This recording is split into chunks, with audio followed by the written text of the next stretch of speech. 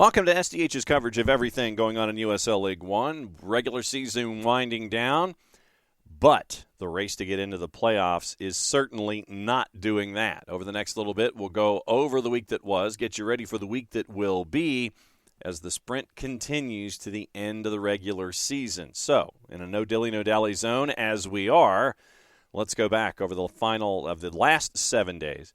Wednesday gave you midweek action as Northern Colorado is trying to still make up matches from their Open Cup run. Goalless draw at Breeze Stevens against Forward Madison. North Carolina FC trekked from one end of the world to the other. 3-0 win over Central Valley over at Fresno State. Saturday, your traditional, rather stacked rundown. At American Legion, Charlotte beat Forward Madison after playing in the midweek 2-0. Then our match of the week, Toyota Stadium. Lex SC and Chattanooga Red Wolves, a lot of highlights. There's a lot of space to talk about it. Here's your highlights, courtesy of our friends at USL League One, ESPN Plus, and YouTube. In a new role in the system. And we are underway here from Toyota Stadium. It's Lexington and Chattanooga. And it's worth, on top of that, acknowledging that these players are playing for their contracts. Smart. Over to Brown. Nico Brown shoots, and it's off the post. First opportunity for Lexington. Hits the woodwork.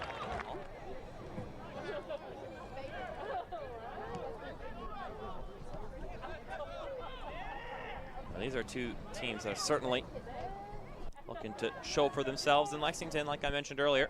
Not eliminated yet, but look at the numbers. It's highly unlikely. Lomas slips it by the keeper. And Chattanooga scores on the road.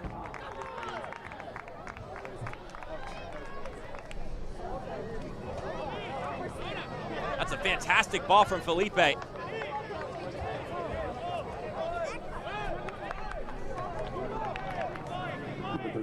He's able to slide that one down. And Lomas connects on it. And that long-awaited, and Lexington find a response. Don Smart making the run. Smart gets it out to Balagoon. Khalid Balagoon shoots, and it's cleared off the line.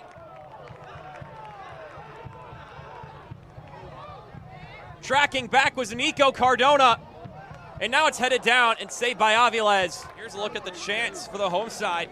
Smart finds a wide-open Balagoon to win all the rest of their games. And they need either Greenville or Madison to nearly lose out. Felipe takes a shot and scores! It knuckles in for Johnny Felipe.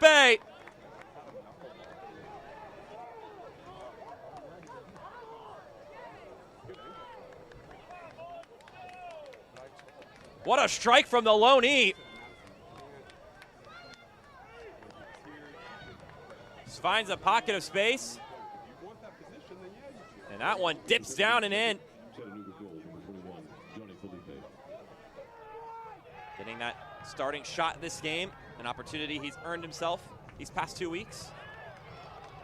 Brown. It's clipped up right inside the penalty area. And a point to the spot by our head official. Brown shoots and he scores. Lexington are on the board. And the Red Wolves find a response.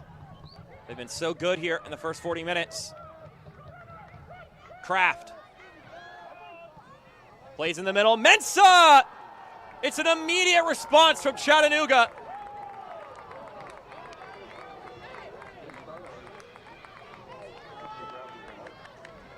Ropapa Mensah.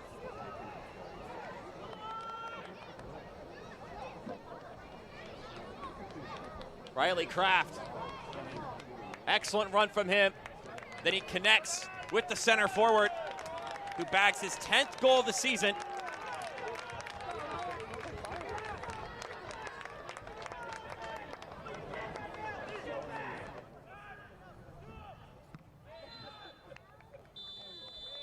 And there's your halftime whistle. Felipe plays it out wide. Back to Alefi. Alefi, the longtime Red Wolf, finds Malongo. Now Kraft. Kraft with the ball in, skipping around, and it's headed through. It's 4 goals on their tally now on the finishing touch.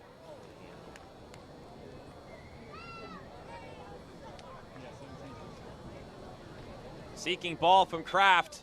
Both of them have already racked up some assists this season. Both have shown their worth in other avenues. And here's Felipe now. Felipe driving it forward. Slips it over. Malongo! And just like that, Chattanooga with a second goal in the second half.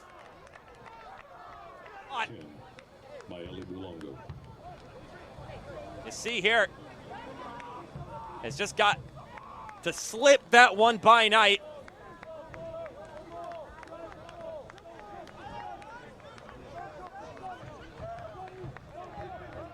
He said maybe potentially he had players asking the two of them, okay, what's Scott McKenzie like? Is he like this? Is he like that? And he said, well, but I can't guarantee what sort of appraisal I was given. I would hope it was good. I have good relationship with the two of them.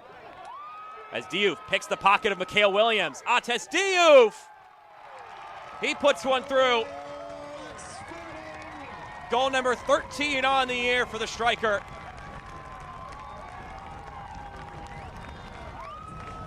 Ates Diouf snatches it from Mikhail Williams.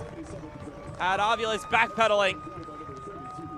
And you need to be in perfect form to stop that man, let alone on your heels.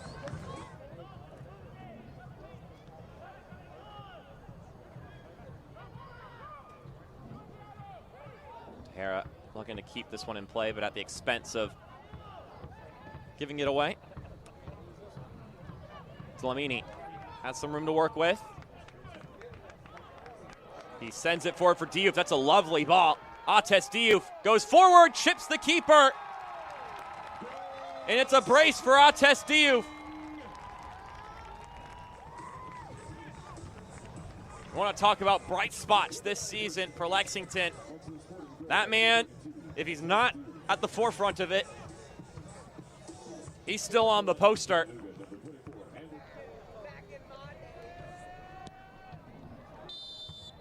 And there's the whistle from Eamon Hadzic.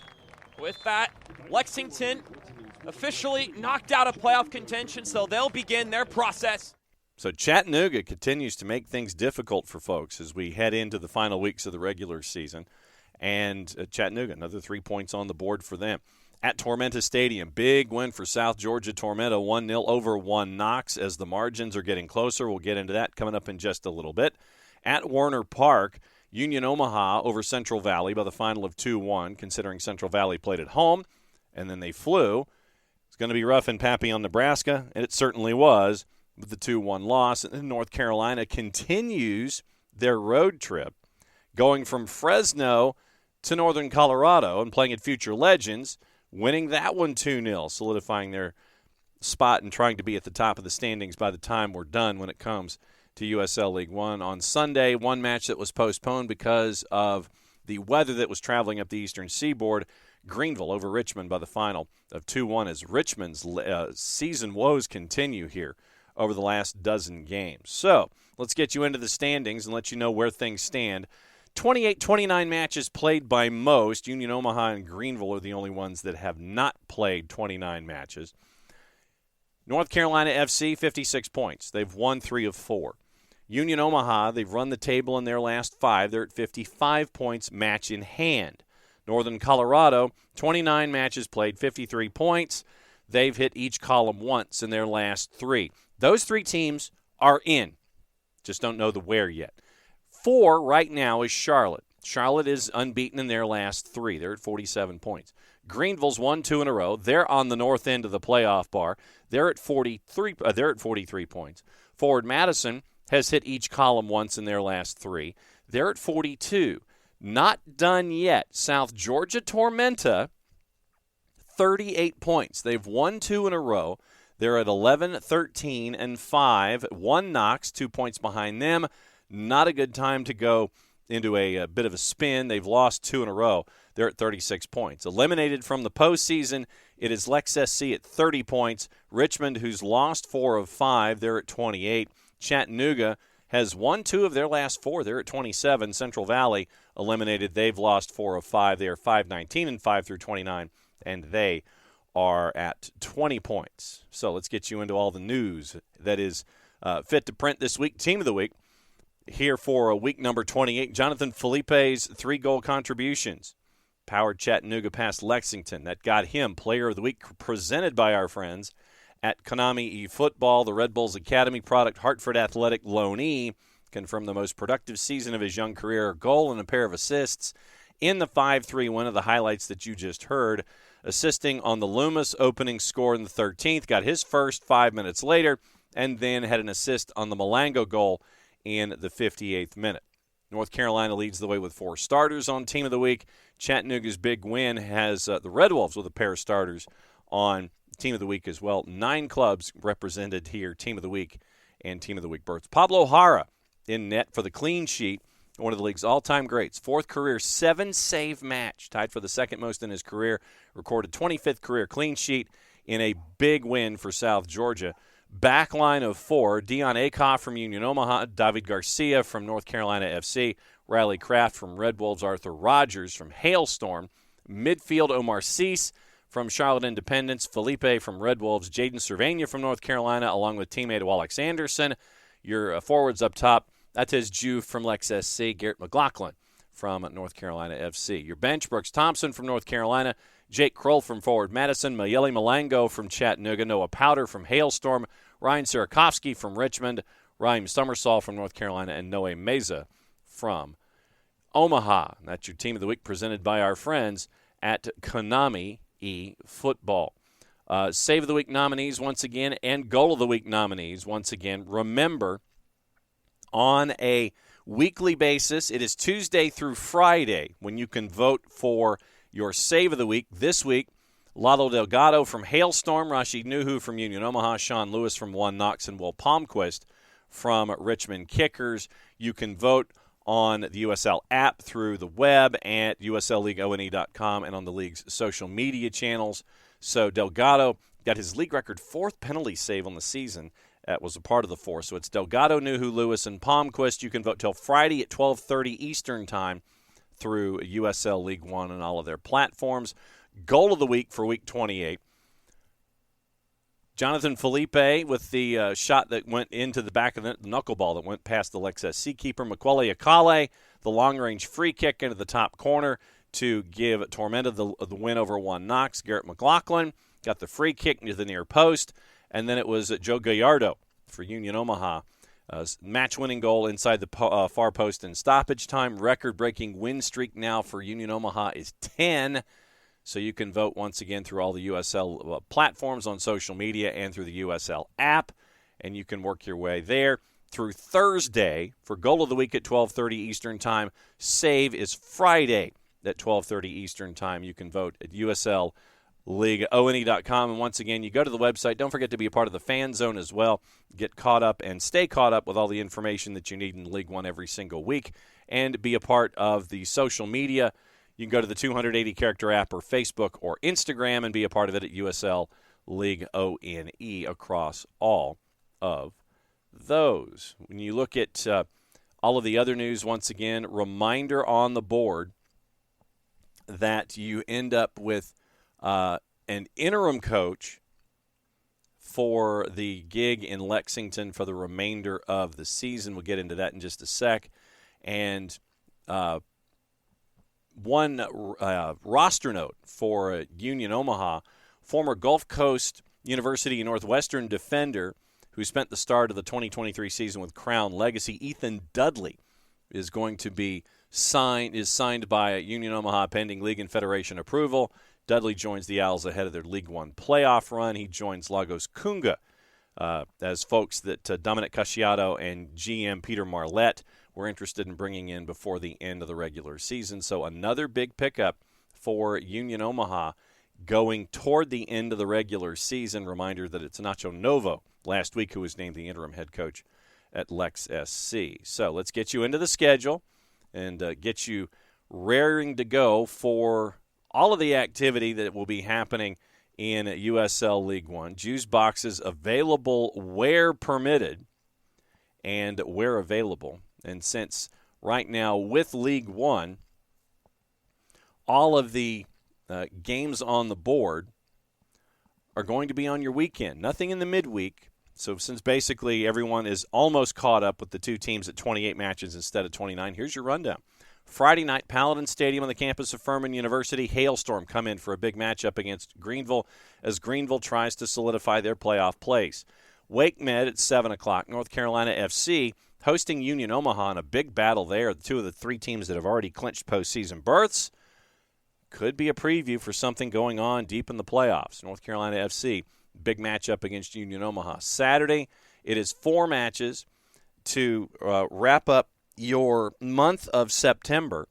It is at American Legion at 5 o'clock. It's Charlotte hosting One Knox. 6 o'clock at Breeze Stevens Eastern Time. Forward Madison hosting Lex SC. South Georgia Tormenta, if they're going to continue their push to go north of the playoff bar, they need help from Lex SC, and they also need to get a win at City Stadium against Richmond Kickers. And then 7:30 at CHI Memorial, Chattanooga Red Wolves hosting Central Valley Fuego.